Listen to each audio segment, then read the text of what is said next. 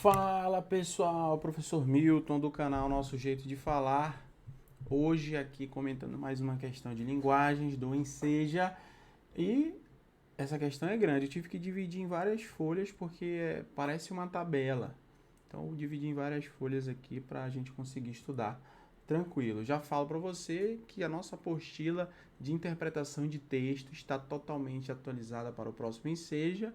Então, o link está aqui na descrição. Já dê uma olhadinha aí, beleza, meu filho? Então, vamos lá. Técnicas de atração.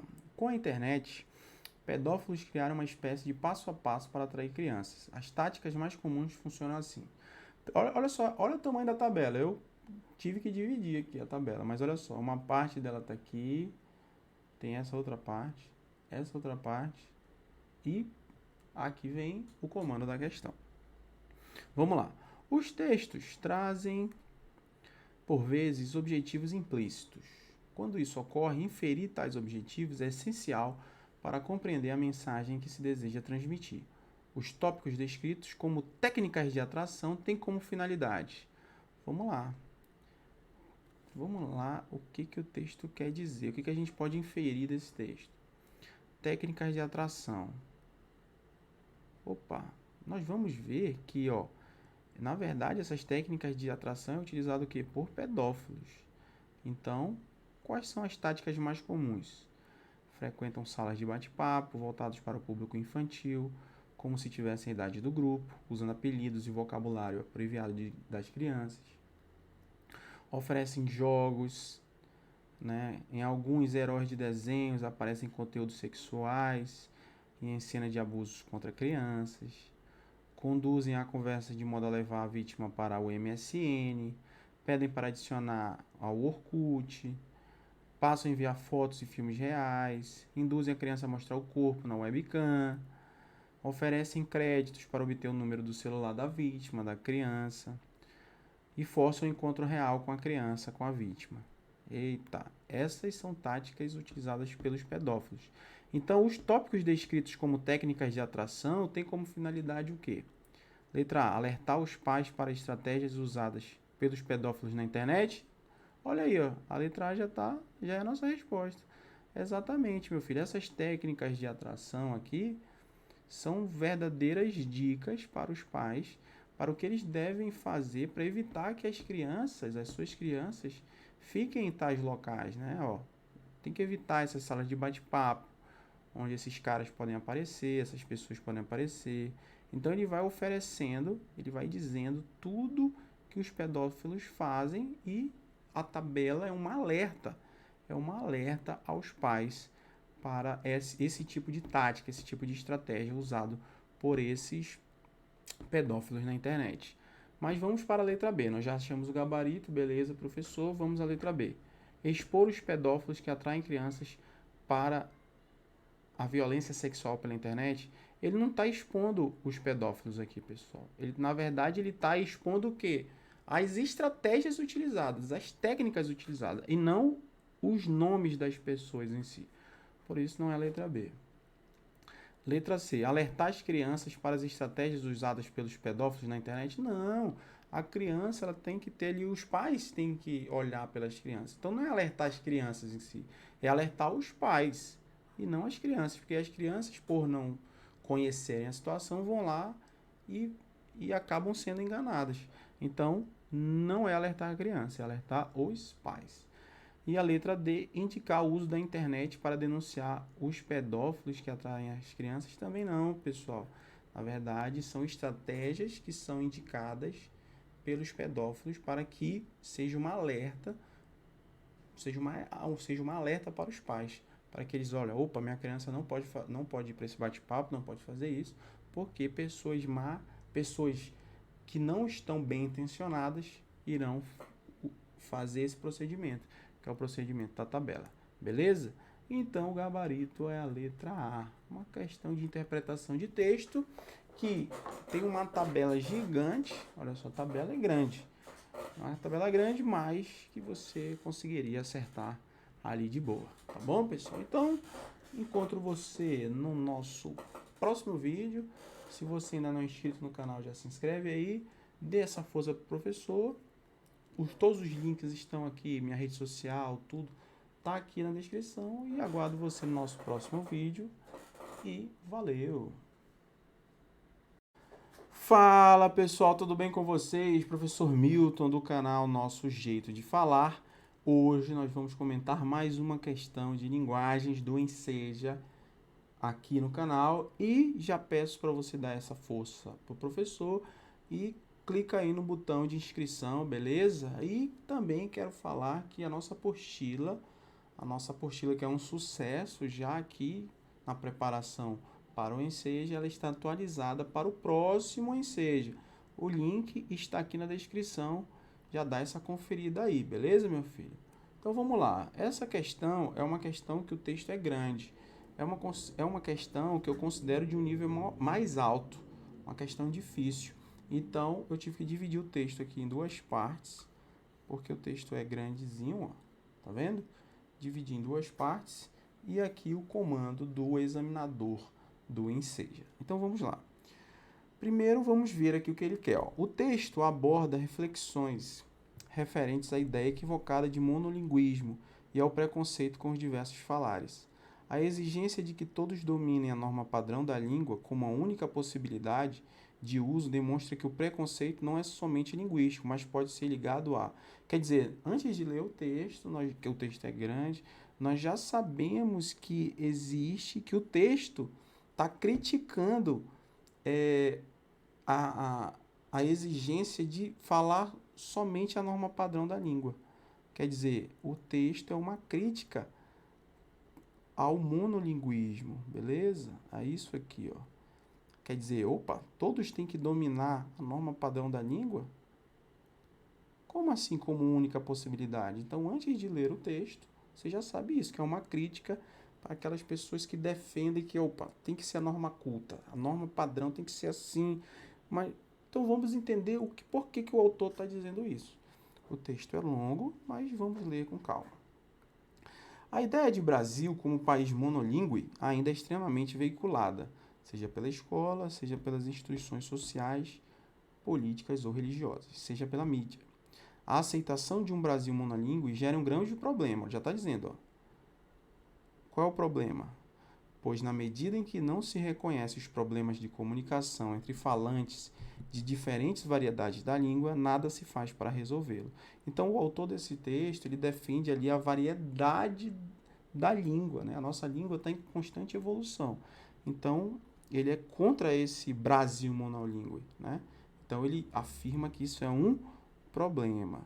Vamos continuar. Paradoxalmente, que é por outro lado, né, visto sob outra ótica, com tantas referências aos povos indígenas na imprensa, devido à comemoração dos 500 anos do Brasil, ainda nos esquecemos das línguas indígenas. Ele ainda fala que a gente esquece dessa língua aqui, ó, a língua indígena.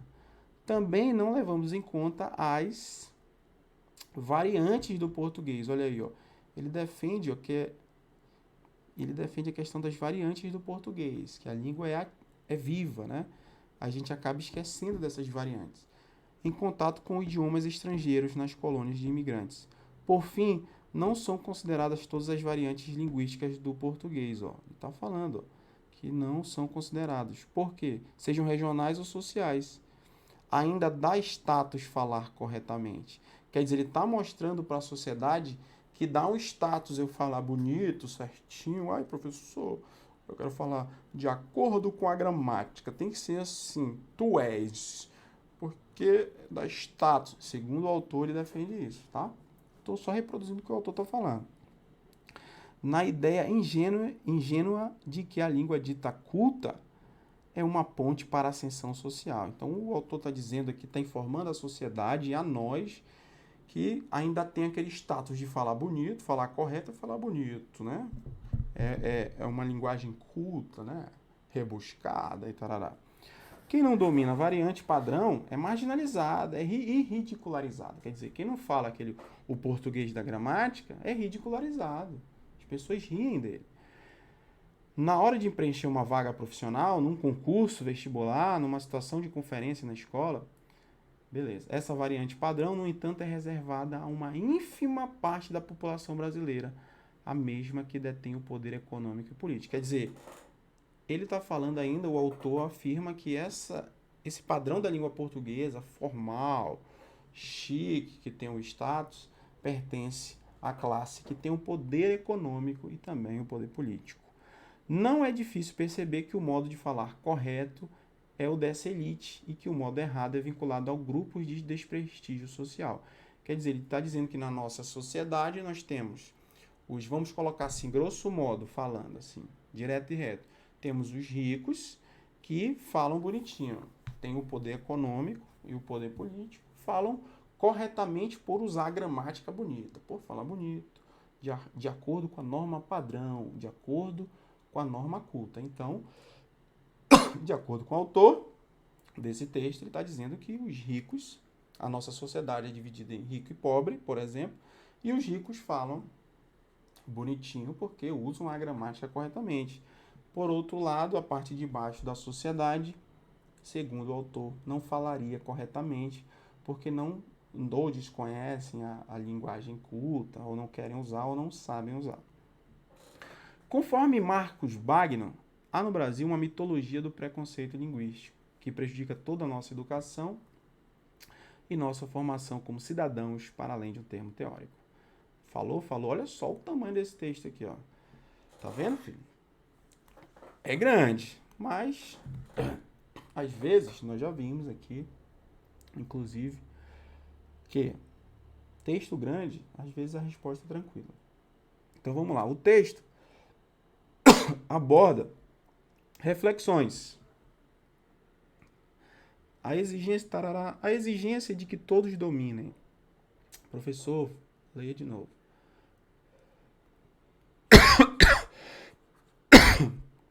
O texto aborda reflexões referentes à ideia equivocada de monolinguismo e ao preconceito com diversos falares. Nós vimos isso. A exigência de que todos dominem a norma padrão da língua como única possibilidade de uso demonstra que o preconceito não é somente linguístico, mas pode ser ligado à raça? Não, pessoal. A raça, nada a ver. Nada a ver com nada consta. Raça branca, essas coisas, raça negro, raça parda, não tem nada a ver. O autor não fala isso. Região, também o autor não fala em região. Geração, idade, também não. Sociedade, sim. Sociedade, sim. A sociedade dos ricos, o autor defende aqui, ó. Olha, eu vou até grifar aqui para você. Não é difícil perceber que o modo de falar correto é o dessa elite e que o modo errado é vinculado a alguns grupos específicos, grupos de desprestígio social. Quer dizer, ele divide a sociedade em duas. Os ricos, né, quem detém o poder econômico e político, e os pobres. E segundo o autor, ele afirma aí que a parte de cima fala bem, porque tem condições, e a parte de baixo não, que seriam os pobres. Então, reflete isso na sociedade, tá? A nossa sociedade, ele coloca isso no texto, que ele divide a sociedade em dois pontos, né? E exatamente é isso. Não tem segredo, meu filho. É a letra D de dado. Observa como essa questão poderia ser até considerada média para difícil, né? Mas dá para acertar. O que os meus alunos falaram é que eles estavam cansados no dia, não conseguiu ler o texto inteiro, mas dá para você ir pegando. Ó, se você conseguisse observar essa parte final aqui do texto, ó, esse parágrafozinho, essas linhas aqui, quer dizer, você conseguiria acertar a questão, beleza? Então, a resposta é a letra D de dado. E até o próximo vídeo, pessoal. Valeu! Olá, pessoal, tudo bem com vocês? Professor Milton do canal Nosso Jeito de Falar, aqui onde você encontra tudo relacionado ao Enseja. E hoje nós vamos responder a questão de número 12. Já peço aí de antemão que você se inscreva no canal, botão vermelho, clique aí, dê essa força pro professor, por favor. Comenta no vídeo, deixa o like, tá? Tamo junto, pessoal. Vamos aí até a sua aprovação no Enseja, estaremos do início ao fim juntos. E hoje, a questão de número 12, de cara aí, ó, você já se depara com Com o que, meu filho? Você já se depara com um texto. Se é um texto, professor, é um texto. Se é um texto, você já sabe que nós estamos diante de uma questão de interpretação de textos, beleza? Olha só, o que, que o examinador quer? Ó, tá aqui, ó. Ele dá, pergunta letra A, letra B, letra C, letra D. Então, o que, que nós temos que fazer no dia da prova do Enseja, professor? É bem simples, meu filho. Você precisa relaxar e ler o texto. Vamos ler o texto. O arquivo. No fim de um ano de trabalho, João obteve uma redução de 15% em seus vencimentos. Meu Deus do céu. João, você observa que João é um nome bem comum, né? Tipo Maria e João. José, na verdade, né? Mas João é um nome bem comum. Você percebeu que João é como se fosse José, né? Que eu acabei de dizer. É um nome comum, ó. João obteve. Podia ser Márcio, Mário, Rodolfo, mas João. Esse João ele já levou porrada no primeiro parágrafo. No fim de um ano, apenas um ano, João obteve uma redução de 15%. Meu Deus, João já levou porrada aqui, ó. Redução menos 15% em seus vencimentos. João era moço. Aquele era seu primeiro emprego. Olha, João. João é como se tipo fulano de tal, o fulaninho. É como se fosse o José que eu disse. Deixa eu ver aqui o nome aqui. Andrew. Ou um outro nome aí, meu filho. Márcio. Eu já falei Márcio, o professor só fala os mesmos nomes. Pois é, João é um nome que representa qualquer outra pessoa. João era moço. Aquele era seu primeiro emprego. Não se mostrou orgulhoso. Obviamente, né? Embora tenha sido um dos poucos contemplados. Afinal, esforçara-se. Poxa, João se esforçou, mas ainda teve uma redução no seu salário. Não tiveram uma só falta. Ele não faltava e teve redução no salário. O que que João fez? Limitou-se a sorrir e agradecer ao chefe. Quer dizer, João foi tão pisoteado, foi tão ali colocado para baixo, que ele só fez assim, ó, sorriu e agradeceu ao chefe. No dia seguinte, mudou-se para um quarto mais distante do centro, quer dizer, o salário estava tão apertado que ele teve que se mudar. E com o salário reduzido, podia pagar um aluguel menor, quer dizer, João estava se esforçando, João não se atrasava, teve, para piorar a sua situação, apesar disso, teve o seu salário reduzido em 15%, ainda teve que se mudar, sair de perto do centro, foi para bem longe e teve que pagar um aluguel menor. Que sofrimento para o João. O João podia ser o Mário, o João podia ser o Teodoro, o João podia ser o Pedro, podia ser qualquer pessoa. Observe que João aqui pode ser considerado qualquer pessoa. Né? Então vamos lá. Desembucha, professor. Relacionando-se o conteúdo do texto e a forma com que o nome do personagem foi grafado, conclui que esse personagem... Opa!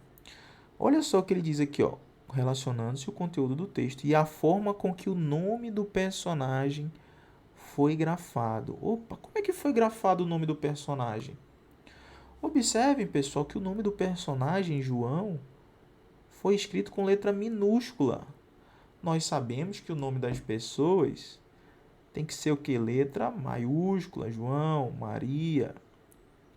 Opa, professor, o senhor está escrevendo em cima do senhor. Beleza, meu filho, ainda bem que você avisou. Ó, vou colocar aqui. João tem que ser letra, nome de pessoa, letra maiúscula, Maria. Mas o autor, não, isso aqui não foi descuido do autor, foi de propósito. Foi justamente para falar o que eu já estou falando para você, que João pode ser qualquer pessoa, por isso que ele colocou em letra minúscula. Não é, se ele coloca em letra maiúscula, ele estava se referindo a um João específico, certo? A um João específico que ele conhece. Mas ele colocou João como se fosse qualquer pessoa, qualquer trabalhador aí no caso. Então observem a jogada do autor. Nome com a letra maiúscula, nós sabemos que se refere a uma pessoa específica, a um nome próprio. Agora, João, como ele colocou aqui, com letra minúscula, meu filho, ó, com letra minúscula, o que isso significa, professor? Significa que pode ser qualquer João, certo? qualquer pessoa. Então, o que nós sabemos a respeito disso? Conclui-se que esse personagem, que ele criou um personagem, para não dar um nome, ele colocou João, podia ser José, podia ser qualquer coisa. Minúsculo, com a letra inicial minúscula. Carrega nominalmente as marcas da opressão social. Opa, meu filho, com certeza, João foi tão humilhado. Ele carrega no próprio nome dele, ó, como se fosse assim aquele cara que sofreu muito. E realmente ele sofreu. Ele teve a redução de 15% nos seus vencimentos. Ele se esforçava todo dia, não chegava atrasado, só sorriu quando aconteceu tudo de ruim. Ainda teve que ir para pagar um aluguel menor num lugar distante, longe do centro. Quer dizer, então ele carrega realmente essa questão de opressão social no trabalho onde ele está. Vamos às outras questões, às outras alternativas. Letra B, reflete suavemente a realidade do subempregado. Suavemente, meu filho? Não. Reduzir em 15%, sofrer tudo isso que o João, não foi nada suave. De jeito nenhum, não foi nada suave. Letra C, retrata claramente a dignidade do trabalhador humano. Dignidade? Onde é que tem dignidade? Em ter o salário reduzido, respeitando os direitos trabalhistas. Existe uma lei, existe uma Constituição. Não tem dignidade. Não tem dignidade. Então, menos uma. Letra D. Vivencia notadamente experiências particulares de vida. Particular? É só do João ter o salário reduzido? Ou você acha que muitos trabalhadores brasileiros... Por que tem muita ação na Justiça do Trabalho? É só de uma pessoa? Não. Várias. Então não pertence ali a coisa só do João. Pertence a todo e qualquer brasileiro que está sofrendo ali, perdendo alguns direitos. Então, essa daqui não tem nada a ver. Portanto, meu filho, o gabarito é a letra A. Perceba aqui, essa aqui não é uma questão tão simples, porque você deveria observar que João foi escrito com letra minúscula. Só escreva minúscula direito. Foi escrito com letra, deixa eu escrever aqui, minúscula. Beleza? Então você tinha que observar esse pequeno detalhe, que às vezes, quando você está na correria da prova, você não observa. Então, essa aqui é uma questão de atenção. Beleza, meu filho? Então, aguardo você no nosso próximo vídeo e o quê? Valeu! Olá pessoal, tudo bem com vocês? Professor Milton, do canal Nosso Jeito de Falar. Estamos aqui diante de mais uma questão de linguagens do Enseja. De antemão, já peço para você se inscrever no canal, se você ainda não é inscrito. E também quero dizer que a nossa apostila para o próximo Enseja de interpretação de textos já está totalmente atualizada. Então, você confere a apostila clicando no link que aparece aqui na descrição, beleza? Então, pessoal, olha, essa questão é uma questão longa, né? É uma questão que muita gente errou, mas que você vai acertar a partir de agora. O texto, ele é um pouco maior, eu até dividi aqui, ó, ele em duas partes, para que a gente possa conseguir enxergar, beleza? Ó, você tá vendo aí o tamanho do texto? Né? O Enseja também traz texto grande, filho, então já vá se acostumando.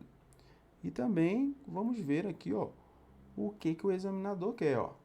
Nesse texto, em que a autora critica o estilo de vida imposto pela modernidade, um dos elementos responsáveis pela sua progressão é, letra A, presença marcante de metáforas no último parágrafo. Vou já explicar o que é.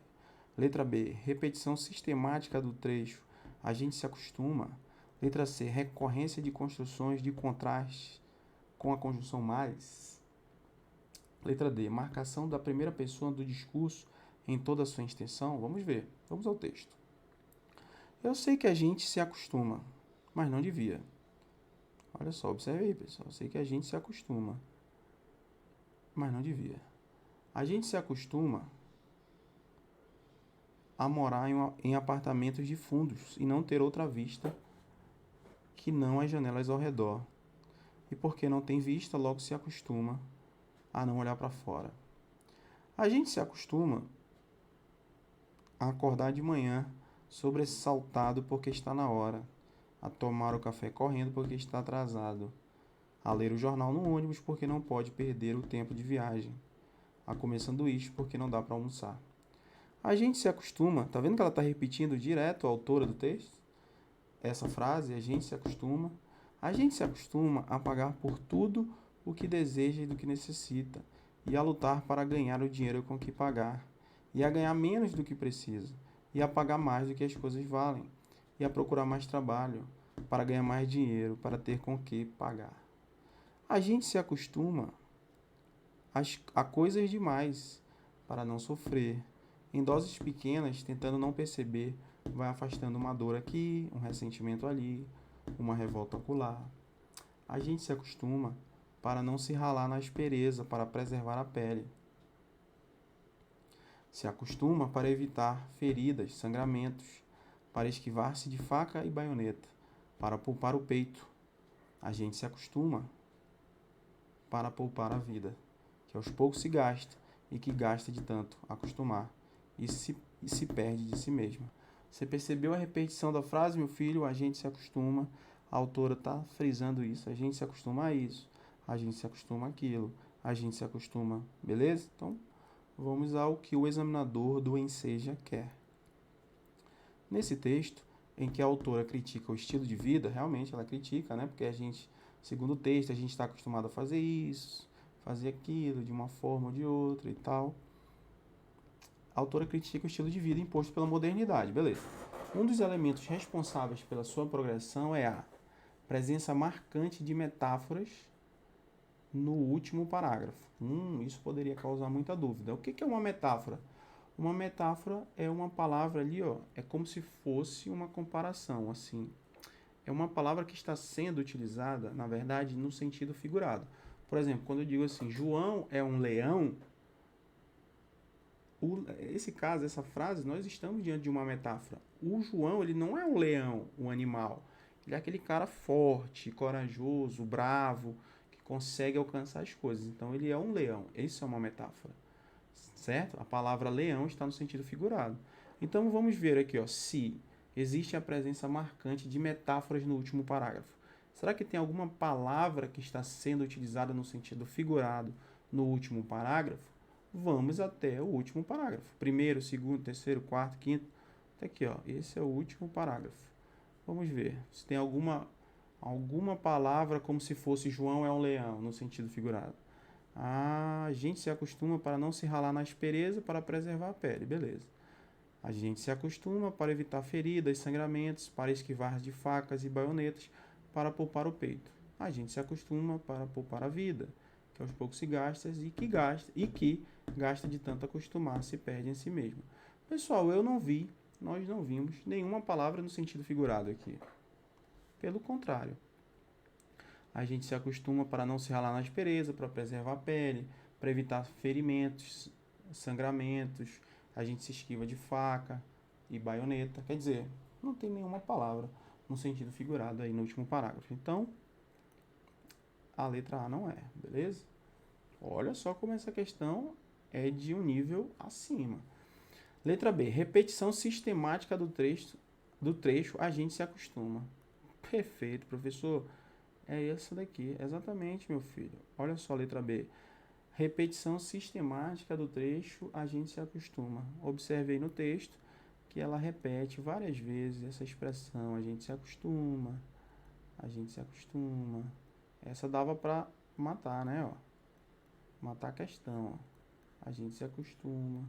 Tá em todo canto. Ó. Mesmo que você sentisse dificuldade na letra A, você ia marcar a letra B, porque ó, repetição sistemática de a gente se acostuma. Mas vamos tirar a dúvida de todas. Letra C. Recorrência de construções de contraste com a conjunção mais. Vamos ver. Recorrência. Recorrência é o que acontece várias vezes, né? Mais de uma vez, pelo menos. Então vamos ver se tem esse mais várias vezes, né? Vamos ver. Eu sei que a gente se acostuma, mas não devia. Opa, tem um mais aqui. Aí, se você for lendo... Aqui eu não vi mais. Aqui também não. Olhando rápido, hein, pessoal? Aqui também não. Também não vi mais. Também não vi mais. Quer dizer, o mais só apareceu uma vez.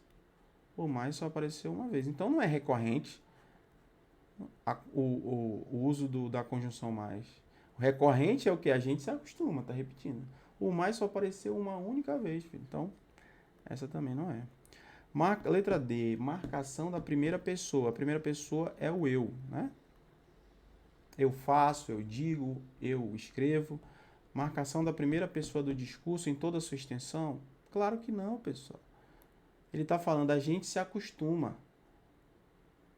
Olha só. A gente se acostuma. Marcação da primeira pessoa. Ele está dizendo, olha só, ele está falando, ele está falando assim, ó, eu faço isso. Ele está falando utilizando eu faço isso, eu escrevo isso. Não, pessoal. Na verdade, ó, ele está se inserindo na conversa, né? Ó, a gente se acostuma a acordar, a ler, a gente se acostuma a lutar para ganhar dinheiro com o que pagar, ganhar menos do que precisa. Né? Ele não está falando eu faço isso, eu, né? Então não é marcação da primeira pessoa, dizer eu. Inclusive, essa questão aqui poderia ser alvo de recurso. Por quê? Se ele fala, ele poderia dar a entender que poderia ser a primeira pessoa do plural. Né? Se fosse a primeira pessoa do plural e trocasse essa construção, a gente se acostuma por nós, aí sim. Mas não, ele usou uma expressão a gente se acostuma, ele não usou o eu. Né? Aqui o examinador do INEP, do Enseja, se refere ao eu. Ele não fala assim, ó, eu faço isso, eu trabalho para ganhar isso, eu me esquivo disso para não acontecer isso. Não, ele não usa o eu, ele usa a repetição da frase, do trecho, a gente se acostuma. Portanto, é uma questão de um nível maior, que caiu no Enseja, que você precisa estar pronto. Então, essa é a letra B. Você mataria também por eliminação, beleza? Só sobrou essa, que inclusive é a mais... tá mais na cara aí, né? Então, beleza, filho. Encontro você no nosso próximo vídeo comentando questão. E valeu! Olá, pessoal. Professor Milton do canal Nosso Jeito de Falar. Hoje comentando mais uma questão de linguagens do Enseja. Se você ainda não é inscrito no canal, já se inscreve aí, beleza? E o professor atualizou a apostila de interpretação de textos para o próximo Enseja. O link está aqui na descrição. Dê essa conferida, beleza, meu filho? Então vamos lá. Pessoal, estamos diante de mais uma questão de linguagens do Enseja. Esse texto é um texto um pouco maior do que os outros que nós já vimos aqui no canal, mas também sem muitas dificuldades. Ó, eu até dividi ele aqui ó, pela metade para ficar um pouco, a letra ficar um pouco maiorzinha, mas vai dar para enxergar, né? Vamos lá. Então aqui, ó, logo pelo título do texto, nós vamos perceber que é uma carta dos leitores sobre adoção à grande família adotiva. Vamos já ao texto. Primeiro, vamos ver o que o examinador do Enseja pede. Essa é uma carta de leitor em resposta a uma reportagem intitulada A Grande Família Adotiva, publicada em uma revista de grande circulação. A partir de um relato pessoal, essa carta funciona como... Vamos ver, né, pessoal? Vamos ao texto. Eu e meu marido somos um casal saudável, classe média, brancos e podemos gerar filhos. Beleza? Há um ano entramos com o processo de adoção, que durou 26 dias, tempo recorde. Nossa, pessoal, olha só, muito rápido, né? 26 dias no processo de adoção foi muito rápido. Não exigimos recém-nascidos, opa, eles não queriam recém-nascidos, na verdade eles não exigiam, né? Podia ser recém-nascido ou não, brancos e não separávamos irmãos. Ganhamos duas joias raríssimas que mudaram completamente nossa vida. A Thalia, de 4 anos, e o Natan, de 3, são irmãos negros. Já os amávamos sem conhecê-los. Estamos juntos há um ano e a cada dia é uma surpresa e um aprendizado. Fisicamente não temos nada em comum. No restante, temos tudo um do outro. Gostaria de dizer que o sangue e a cor da pele são insignificantes. Sou mãe desde o primeiro olhar e são meus filhos desde o primeiro toque.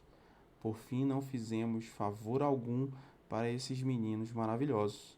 Foi exatamente o contrário. Eles estão nos ensinando tudo, absolutamente tudo, e foram os dois que nos adotaram. Olha só a importância que essa carta mostra na questão da adoção, meu filho. Você percebe como a família ficou assim, ó, o casal, né, ficou assim maravilhado por ter adotado duas crianças, o Natan e a Thalia, aqui, ó.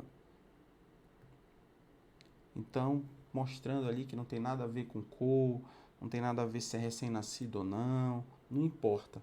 O que o texto, o que a carta diz é que eles estão ensinando, as crianças estão ensinando o casal a ser um pouco melhor, né? Na verdade, ó, olha o que a carta diz. E foram os dois que nos adotaram. Quer dizer, observem aquela parte especial de se adotar, a importância da adoção. É isso que a carta quer mostrar. Como é bom adotar, né? Esquecemos a parte das diferenças e vamos focar na parte ali da gratidão que é a adoção. É basicamente, essencialmente isso aí, beleza? Então vamos, professor, ao que o examinador do Enseja quer. Vamos lá. Essa é uma carta de leitor em resposta a uma reportagem intitulada A Grande Família Adotiva, publicada em uma revista de grande circulação. A partir de um relato pessoal, essa carta funciona como letra A, incentivo para se adotarem crianças sem a exigência de um perfil específico. E aí, pessoal? O que vocês acharam? Será que a letra A tem alguma coisa a ver? Filho, tem tudo a ver. Realmente, nós vemos aí no texto, na carta, que eu vou voltar aqui, esse incentivo. Não precisa, ó, o casal era um casal de brancos, então não precisa de um perfil específico, né? Eles adotaram uma criança, ó, eles adotaram a Thalia, de 4 anos, e o Natan. Ambos são negros, quer dizer, e ele ainda diz aqui, ó, gostaria de dizer que o sangue e a cor da pele são insignificantes. Então, eles, na carta, o casal quer incentivar a adoção e também quer mostrar que, ó, as diferenças são insignificantes. Então, realmente, a letra A está de acordo com o que a gente acabou de ver. Beleza? E a letra B, professor? Vamos ver. Orientação sobre o que fazer para os casais que querem adotar uma criança. Não, ele não fala o que fazer, ele só diz que a adoção foi rápida. Foi, na verdade, em quantos dias? Em 26 dias, ó, foi bem rápida. Mas ele não diz o que fazer. Não. Ele não fala o procedimento, a documentação, nada disso. Só diz que foi rápida. Então, essa aqui não é. Letra C. Denúncia do longo tempo de espera para se concluir um processo de adoção. Pelo contrário, olha só. A adoção foi em tempo recorde. Durou apenas 26 dias. É o contrário dessa alternativa. Então, não é a letra C. E a letra D, professor? Alerta para as mudanças drásticas que a adoção pode causar na vida do casal. Mudanças drásticas? Não, meu filho. Na verdade, foi o contrário. Não foram mudanças drásticas. Foi algo assim, foi algo muito bom. Foi uma mudança boa. Foi algo que aconteceu que eles ficaram, ó, felizes demais. Olha só essa frase do texto. Por fim, não fizemos favor algum para esses meninos maravilhosos. Não fizeram. Né? Ele foi o contrário. Eles estão nos ensinando tudo. E foram os dois que nos adotaram. Quer dizer, não teve essa mudança drástica, no sentido de, o casal não vive mais, não sei o que, tá, sabe, não faz aquilo que fazia, não sei o que. Pelo contrário, eles estão tendo uma vida muito melhor. É isso que o texto quer mostrar com a adoção, a carta, né? O texto é uma carta, incentivar a adoção e tudo mais. Portanto, meus filhos, a letra A é a letra correta. Beleza? Até a próxima questão e valeu!